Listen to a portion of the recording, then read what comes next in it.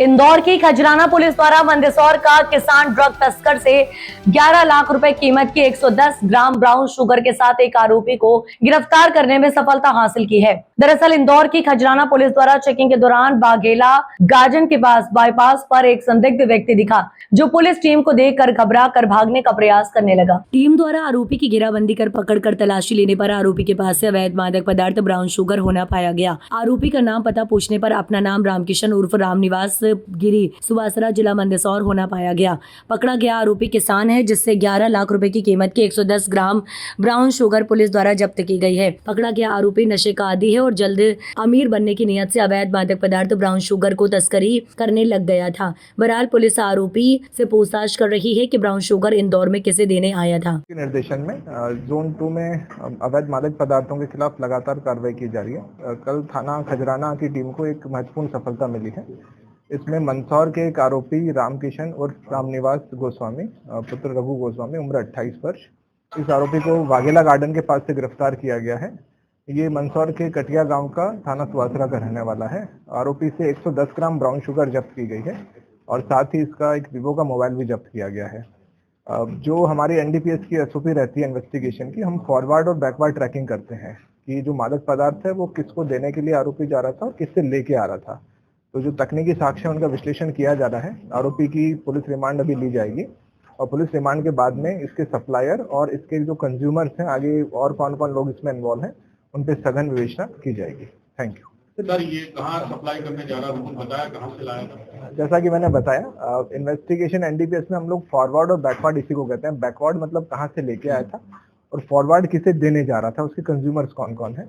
तो तकनीकी साक्ष्यों का भी हम लोग विश्लेषण कर रहे हैं और इसकी पुलिस रिमांड लेकर के इससे और अभी बृहद पूछताछ की जाएगी। आज पुलिस रिमांड के लिए माननीय न्यायालय में पेश किया जाएगा और उसके उपरांत जो भी अन्य आरोपी हैं उनका नाम विवेचना में बढ़ाया जाएगा। इस पे एक एक्साइज का केस है और अभी जो प्रथम दृष्टया हमें रिकॉर्ड मिला है, बाकी रिकॉर्ड भी हम संबंधित थाने से मंगवा रहे हैं। क्या कीमत है? 110 ग्राम ब्राउन शुगर, ये लगभग 11 लाख रुपए इसकी मार्केट वैल्यू।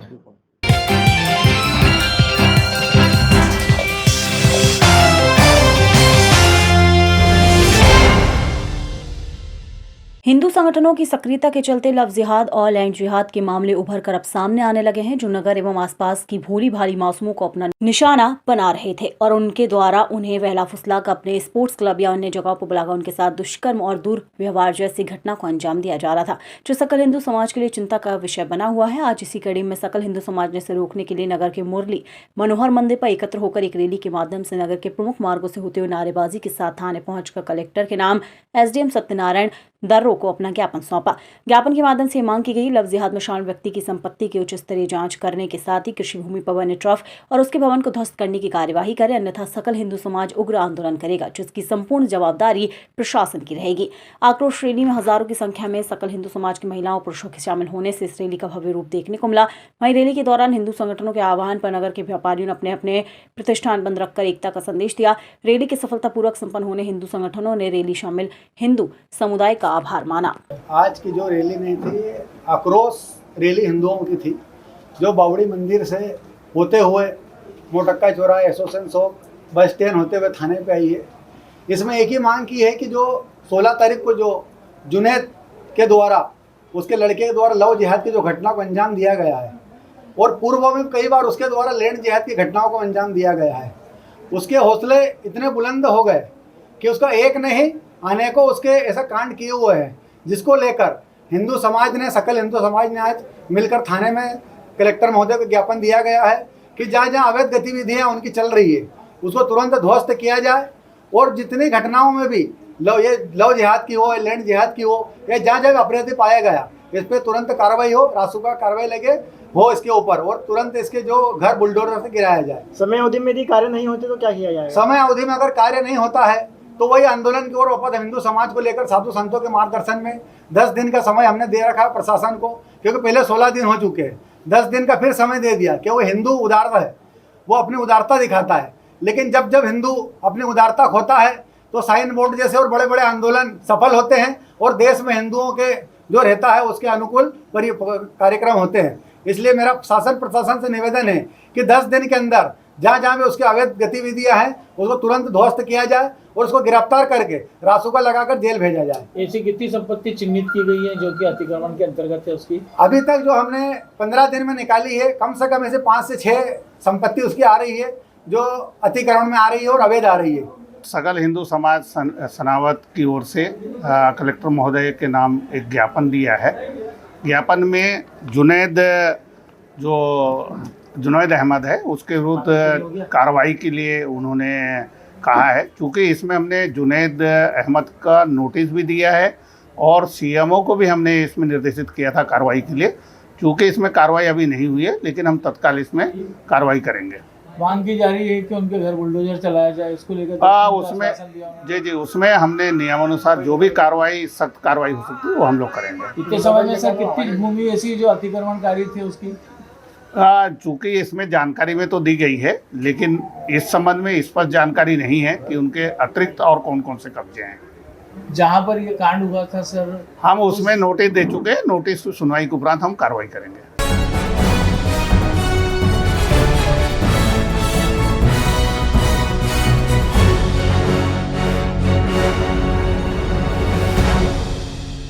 धार जिले के धामनोद थाना क्षेत्र में नवागत थाना प्रभारी संतोष यादव के पदभार संभालते ही अवैध रेत माफिया के खिलाफ सख्त अभियान शुरू हो गया। लगातार की जा रही कार्रवाई से रेत माफिया में हड़कंप की स्थिति है। इसी अभियान के तहत पुलिस ने अवैध रूप से रेत का परिवहन कर रहे डंपर को जब्त किया है। वाहन को पुलिस अब रिक्शा में लेकर रेत परिवहन से संबंधित दस्तावेजों की जांच की जा रही है। धामनोद थाना पुलिस ने डंपर जब्त कर वैधानिक कार्रवाई शुरू कर दी है। पुलिस का कहना है कि अवैध खनन और रेत के अवैध परिवहन में संलिप्त लोगों के खिलाफ अभियान लगातार जारी रहेगा और किसी भी दोषी को बख्शा नहीं जाएगा। रेत पे शिकंजा कसने के लिए पुलिस ने क्या कुछ कार्रवाई की है? कल मुखबिर सूचना पर से एक डंपर जिसमें अवैध रेत प्रबंध किया जा रहा था उसको पकड़ा गया और अगली कार्रवाई के लिए पत्र माइनिंग भेजा जाएगा। जो भी अवैध माइनिंग में लिप्त हैं उनको सख्ती से हिदायत दी जा रही है कि यदि डंपर चलाना है तो रॉयल्टी जो विधिवत शासन द्वारा जारी की जाती है उसको लेकर ही चलाएं, अन्यथा सख्ती से कार्रवाई की जाएगी। सर, ऐसी कार्रवाइयाँ लगातार धामनोद क्षेत्र थाना क्षेत्र में चलती रहेगी? लगातार कार्रवाई चलेंगी और जो भी इस तरह की जो अवैध गतिविधियों में लिप्त हैं उनको सख्ती से हिदायत दी जाती है कि बिना शासन की जो रॉयल्टी है उसके यदि बिना परिवहन करेंगे तो सख्ती से कार्रवाई की जाएगी। आपका शुभ नाम? और संतोष यादव, थाना भाई धामनोद।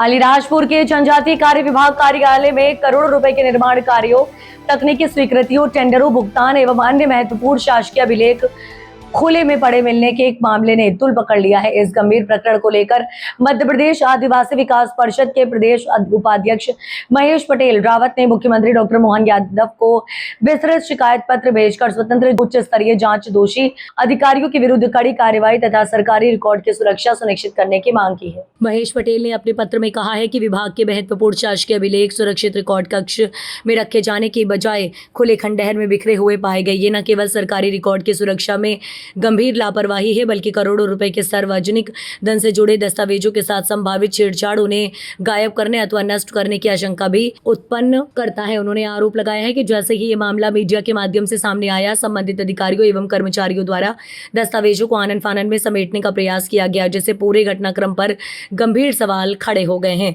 महेश पटेल ने मुख्यमंत्री के समक्ष 15 गंभीर प्रश्न भी रखे। उन्होंने पूछा कि करोड़ों रुपए के निर्माण कार्यों, तकनीकी स्वीकृतियों, टेंडरों एवं विभागीय आदेशों से जुड़े गोपनीय गोपनीय दस्तावेज खुले खंडहर में कैसे पहुंचे और इसके लिए जिम्मेदार कौन है। रिकॉर्ड रूम होने के बावजूद दस्तावेज खुले में फेंकने की अनुमति किसने दी और क्या इस मामले में केवल कनिष्ठ कर्मचारियों पर कार्यवाही होगी या सहायक आयुक्त, रिकॉर्ड शाखा प्रभारी एवं अन्य जिम्मेदार अधिकारियों के विरुद्ध भी FIR दर्ज होगी। उन्होंने ये भी पूछा कि खुले में मिले दस्तावेजों में क्या निर्माण कार्य, भुगतान, टेंडर और वित्तीय स्वीकृतियों से जुड़े संवेदनशील रिकॉर्ड शामिल है। पिछले 5 वर्षों में विभाग ने कितने सरकारी रिकॉर्ड नष्ट किए और क्या प्रत्येक मामले में वैधानिक प्रक्रिया का पालन किया गया। यदि इन दस्तावेजों का दुरुपयोग हुआ या कोई अभिलेख गायब पाया गया तो उसकी कानूनी जिम्मेदारी किसकी होगी। क्या विभाग ये प्रमाणित कर सकता है कि खुले में मिले सभी दस्तावेज सुरक्षित हैं और कोई भी रिकॉर्ड गायब या नष्ट नहीं हुआ है। दरअसल आपको बता दें, यदि इस लापरवाही से शासन अथवा सार्वजनिक धन को वित्तीय नुकसान हुआ तो उसकी भरपाई किससे की जाएगी तथा क्या दोषी अधिकारियों के नाम और उनके विरुद्ध की गई कार्यवाही जनता के सामने लाई जाएगी। जनजाति विभाग द्वारा मैंने कुछ दिन पहले देखा था कि करोड़ों रुपए का कार्यों की तकनीकी स्वीकृति के टेंडर के जो आदेश के जो गोपनीय सरकारी दस्तावेज होते हैं उसमें एक खंडर में पड़े हुए थे। कुछ मीडिया साथी उन्होंने जाके पूरा वीडियो भी बनाया, कलेक्टर महोदय को अवगत भी कराया। तो ऐसा लग रहा है कि पूरे जो दस्तावेज थे उसमें कहीं न कहीं हेरा फेरी थी होगी। तो उसकी पूरे देश में भी चल रहा है, चाहे राम मंदिर का हो चाहे दूसरा भी हो। मतलब ये जनजाति या सहायक आयुक्त द्वारा जो कि करोड़ों के घोटाले की ऐसी आशंका है, चाहे चाहे हॉस्टलों का हो चाहे बिल्डिंग के है, ये मैंने देखा है। तो मैंने मुख्यमंत्री जी को भी शिकायत की है, प्रभारी मंत्री को भी शिकायत की है, आदिम जाति कल्याण मंत्री को भी शिकायत की है। तो ये ये देखो कि करोड़ों रुपए का गोपनीय सरकारी दस्तावेज खुले खंडर में पड़े हैं। तो क्या सहायक आयुक्त तो क्या नींद में सोया हुआ था क्या? ये दस्तावेज इतने महत्व थे। ये आप पूरे मेरे बिंदु है आपको मैं दे रहा हूँ। ये पूरे करीब ये 15 बिंदु है। तो 15 बिंदु अगर कलेक्टर मैडम या मुख्यमंत्री इसकी जांच होना चाहिए। अगर मुख्यमंत्री अगर ये कलेक्टर मैडम द्वारा जांच नहीं किया गया तो 23 जुलाई को मुख्यमंत्री चंद्रशेखर आज़ाद आने की संभावना है। वहाँ पे सभी हमारे आदिवासी समाज के और कांग्रेस सभी मिलकर मुख्यमंत्री के सामने इसकी जांच की मांग करेंगे। अगर नहीं हुई तो वहीं पे हम धरने पे बैठ के इसका पुरजोर विरोध कराएंगे। और अभी हम ये शिकायत भी मैं कर रहा हूँ माननीय मुख्यमंत्री महोदय को, और ये पूरी कटिंग के साथ जो कि वहाँ पे मीडिया कर्मी पहुँचे और तत्काल कलेक्टर मैडम को भी संज्ञान में लाया गया। लेकिन वो कागज जलाने की कोशिश कर रहे होंगे। तो ये उसकी जांच होनी चाहिए और दोषी अधिकारियों के खिलाफ, चाहे सहायक आयुक्त हो चाहे बाबू हो, ये जो खंडर में जो कागज एक टेंडर प्रक्रिया की ऐसे कागज अगर ये हो जाएंगे तो घोटाले की जांच ही नहीं कर पाएंगे। जैसे राम मंदिर का जो हुआ है या कई जगह ऐसा हो रहा है। तो ये इसकी जांच होना चाहिए। अगर इसका जांच नहीं हुई तो 23 जुलाई को मुख्यमंत्री जी आ रहे, इसके पहले हम महा आंदोलन करेंगे ताकि आने वाले समय में अधिकारियों को, जो कि एक अलीराजपुर में लूट मचा रखा है, एक तरफ से गरीब बच्चों को कि हम ये दे रहे, लेकिन सहायक आयुक्त द्वारा हर एक हॉस्टलों में वो उगाई की जा रही है हॉस्टल वार्डनों से। एक तरफ बदलने की बात हुई थी, 3-3, 4-4, 5-5 साल, 10-10 साल हो गए, उनको नहीं बदले गए और उन्हीं से रिश्वत लेके उच्च अधिकारियों को पहुंचाए जा रहे हैं। चाहे यहाँ के मंत्री हो चाहे यहाँ के सांसद है, कोई ध्यान नहीं दे रहा है। उसका हम 20 तारीख को विधानसभा में भी इसका मुद्दा उठाएंगे। इसकी जांच गंभीरता से लेना चाहिए, जो कि इतना बड़ा मुद्दा है।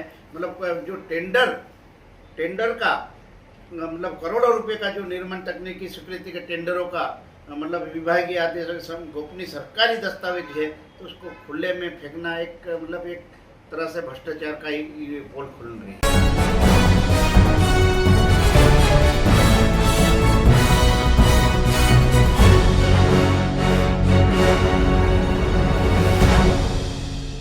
जयस संगठन की मांग, समस्याओं का शीघ्र निराकरण हो। मध्य प्रदेश के अनुसूचित जनजाति, एसटी, अनुसूचित जाति, एससी एवं अन्य पिछड़ा वर्ग, ओबीसी के लाखों छात्र छात्राओं के सत्र 2022-23 से 2025-26 तक की छात्रवृत्ति एवं छात्रावास आवास संबंधी राशि लंबित होने के कारण आर्थिक रूप से कमजोर एवं वंचित वर्ग के विद्यार्थियों को अपनी शिक्षा जारी रखने में अत्यंत गंभीर कठिनाइयों का सामना करना पड़ रहा है। छात्रवृत्ति समय पर प्राप्त न होने के कारण अनेक विद्यार्थियों की महाविद्यालय एवं विश्वविद्यालय की फीस जमा नहीं हो पा रही है। कई छात्र छात्राओं को छात्रावास एवं किराए के आवास का भुगतान करने में कठिनाई हो रही है, जिससे उनकी पढ़ाई गंभीर रूप से प्रभावित हो रही है। विशेष रूप से अनुसूचित जनजाति, अनुसूचित जाति एवं अन्य पिछड़ा वर्ग के विद्यार्थियों के लिए छात्रवृत्ति केवल आर्थिक सहायता नहीं बल्कि उनके उच्च शिक्षा प्राप्त करने का प्रमुख आधार है। यदि समय पर छात्रवृत्ति एवं आवास संबंधी राशि उपलब्ध नहीं कराई जाती है तो प्रदेश के हजारों विद्यार्थियों का भविष्य प्रभावित होगा। पत्र में यह भी लिखा गया है कि समाधान नहीं किया जाता है तो विद्यार्थियों के हित एवं उनके संवैधानिक अधिकारों की रक्षा हेतु जयस छात्र संगठन JCS लोकतांत्रिक एवं शांतिपूर्ण आंदोलन करने के लिए बाध्य होगा। ऐसे स्थिति में उत्पन्न होने वाली समस्त जिम्मेदारी शासन एवं संबंधित विभागों की होगी। स्कॉलरशिप के लिए स्कॉलरशिप हमारी 2 साल से नहीं आई है। हम 2 साल से परेशान हो रहे हैं और कलेक्टर ऑफिस भी 2-3 बार आ चुके हैं। कॉलेज में भी धरना प्रदर्शन कर दिया पर कॉलेज वाले भी स्कॉलरशिप नहीं दे रहे। ओबीसी वालों की तो आ गई, SC ST वाले कहाँ जाएं? सबसे पहले SC ST वालों को देनी चाहिए थी। आप कहाँ से आए हैं? महू से, भैरोलाल पाटीदार कॉलेज महू। फिर क्या था मतलब? स्कॉलरशिप का साइट ही ओपन नहीं हो रही है। 2 साल से परेशान हो रहे हैं। तो आप क्या चाहते हैं आप? स्कॉलरशिप ये एक मिनट, ये अलग अलग मुद्दा है। मेन मुद्दा जो मैं बता देता हूँ। जी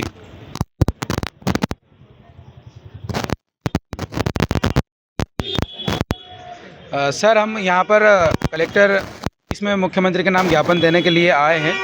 चूँकि 2021-22 से लगाकर 25-26 सत्र तक आज तक भी स्कॉलरशिप जो है बहुत से लोगों के नहीं डली है और स्कॉलर आवास के संबंध में हम यहाँ आए हैं। साथ ही अनसुटेबल कॉलेज का जो मुद्दा लगातार चल रहा है उसमें बहुत से ऐसे कॉलेज मध्य प्रदेश के जो अनफिट पाए गए हैं, लेकिन अनफिट पाए जाने की वजह से जो बच्चे परेशान हो रहे हैं, जिन बच्चों का भविष्य ख़राब हो रहा है, अनफिट कॉलेज होने के कारण बहुत से बच्चों ने जो है अपनी पढ़ाई छोड़ दी है और जो लोग पढ़ रहे हैं वो लगातार यही संघर्ष कर रहे हैं कि हमारी एग्ज़ाम समय पर हो।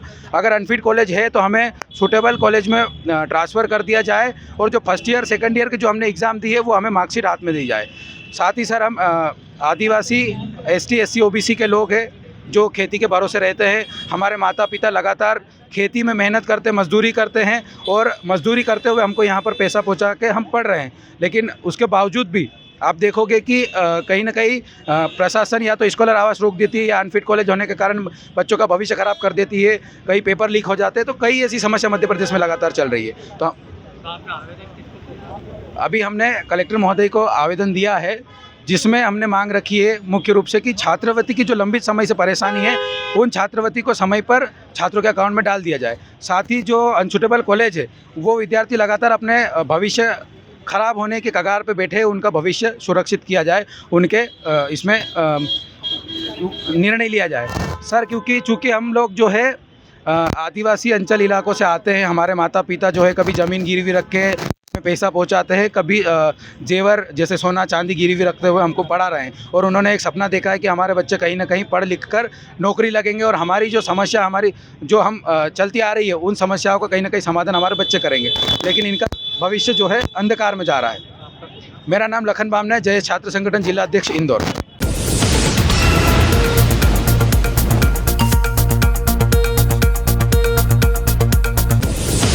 धार के कोतवाली थाना क्षेत्र के इंदौर अहमदाबाद 4 लेन के तुर्क बगड़ी बाईपास जितपुरा वेयर हाउस के आगे शुक्रवार को एक अज्ञात महिला का शव मिलने से क्षेत्र में सनसनी फैल गई। सड़क के नीचे बने नाले में शव पड़े होने की सूचना मिलते ही बड़ी संख्या में लोग मौके पर पहुंच गए। सूचना पर कोतवाली थाना पुलिस भी तत्काल घटनास्थल पर पहुंची और जांच शुरू की। महिला का शव नाले में औंधे मुंह पड़ा था। पुलिस ने स्थानीय लोगों की मदद से शव को बाहर निकलवाया। जांच के दौरान महिला के गले पर कपड़ा बंधा मिला, जबकि सिर पर भी चोट के निशान दिखाई दिए। घटनास्थल की स्थिति को देखते हुए पुलिस मामले को संदिग्ध मानकर सभी पहलुओं पर जांच कर रही है। घटना की जानकारी मिलते ही फॉरेंसिक टीम भी मौके पर पहुंची और घटनास्थल का बारीकी से निरीक्षण कर आवश्यक साक्ष्य एकत्र किए। पुलिस आसपास के क्षेत्र में पूछताछ करने के साथ ही मृतका की पहचान के प्रयास कर रही है। यह भी पता लगाया जा रहा है कि महिला घटनास्थल तक कैसे पहुंची और उसकी मौत किन परिस्थितियों में हुई। कोतवाली थाना प्रभारी ईश्वर सिंह ने बताया कि मामले में मर्ग कायम कर जांच शुरू कर दी गई है। पोस्टमार्टम रिपोर्ट और फॉरेंसिक जांच के निष्कर्ष मिलने के बाद ही मौत के वास्तविक कारणों का खुलासा हो सकेगा। फिलहाल पुलिस हर पहलू को ध्यान में रखते हुए जांच आगे बढ़ा रही है। यह एक सूचना मिली थी, यहाँ पे मर्ग पंजीबद्ध करके अज्ञात महिला का शव मिला है, उसमें पंजीबद्ध मर्ग कर लिया है, उसकी जांच की जा रही है। प्रारंभिक क्या जांच आया सर? अब जैसा भी जांच, महिला के हाँ शरीर पे चोट है और जैसा भी होगा पीएम के बाद में स्थिति स्पष्ट हो जाएगी।